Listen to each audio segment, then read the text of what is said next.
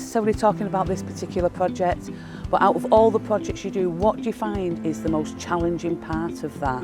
I mean, is it to do with product? Is it to do with planning? There is an element of planning that does become a bit of an issue. Subject to what area you live, you do have to apply for planning permissions. That can be quite a long, gruelling process because it is always with the local authorities.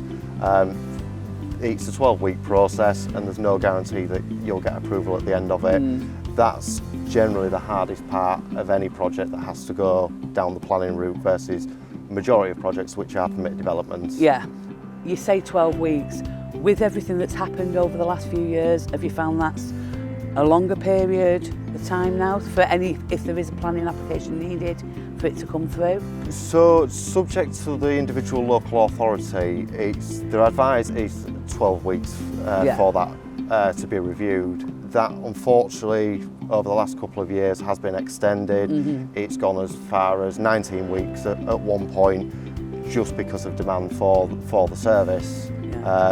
Which the knock-on results of that, where a company like ourselves is doing one project at a time, we have an order book full and all jobs programmed in, it can then throw a knock-on effect back on where that job then falls into that diary. So it can cause a bit of difficulties if things like that don't line up with how we've planned things in.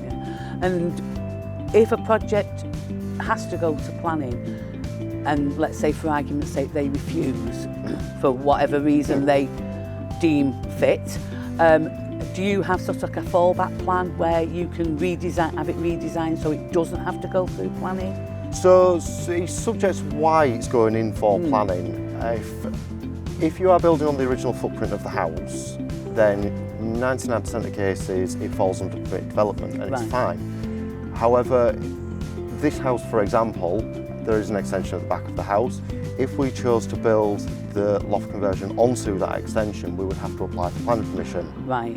So if we went down the route of planning permission to gain that extra space, and it is an additional 4 metres of floor space within the loft, which is a really good amount of space, there's no guarantee that we'd get the planning approval for it, but should that fail and we got a rejection for it, we could fall back to the original footprint of the house and build to that. So you don't lose out, but it's a risk a customer takes with putting that application in.